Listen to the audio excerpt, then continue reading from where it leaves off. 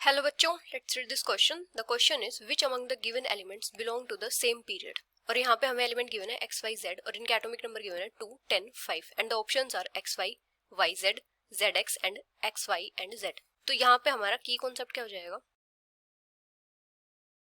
Position of elements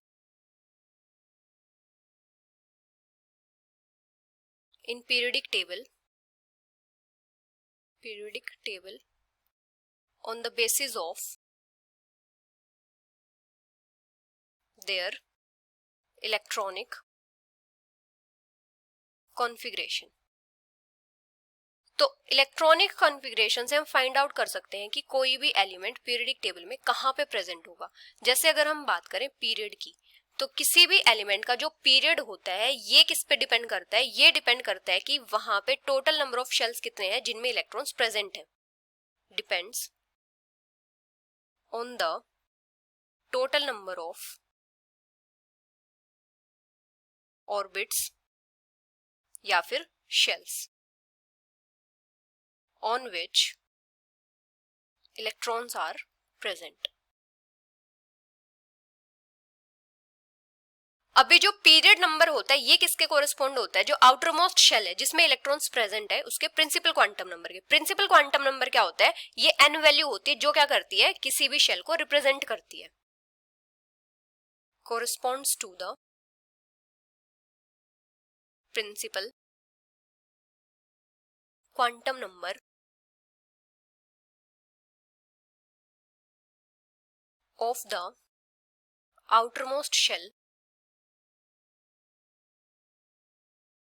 on which electron are present। Principal quantum number को हम represent करते हैं n से। जैसे अगर हमारे पास k शेल है, k शेल के लिए n की वैल्यू होती है 1, l शेल के लिए n की वैल्यू होती है 2, m के लिए n की वैल्यू होती है 3, इस टाइप से। अभी हमें क्या क्या एलिमेंट्स गिवन है? x, y, z। x का एटॉमिक नंबर गिवन है 2, y का गिवन है 10 और z का गिवन है 5।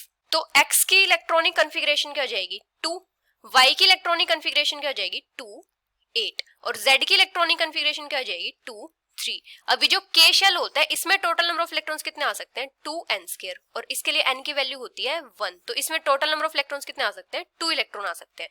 l शेल के लिए n की वैल्यू होती है 2, तो 2n²। तो l शेल में टोटल नंबर ऑफ कितने इलेक्ट्रॉन्स आ सकते हैं? 8 इलेक्ट्रॉन आ सकते हैं। अगर हम बात करें m के लिए n की वैल्यू होती है 3, तो 2 इंटू 3 का स्क्वायर, इसमें टोटल नंबर ऑफ इलेक्ट्रॉन्स आ सकते हैं 18 इलेक्ट्रॉन्स।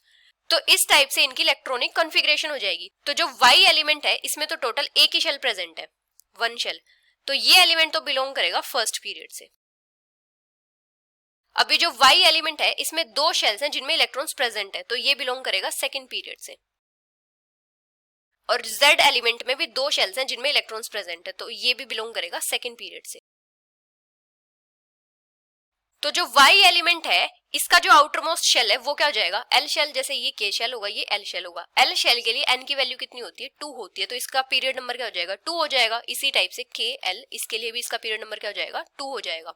तो जो y और z होंगे ये बिलोंग करेंगे सेम पीरियड से। और कौन सा पीरियड? Second period. y and z belong to same period which is first period। So the final answer is y and z, which is option B. Hope you understood it well. Best of luck.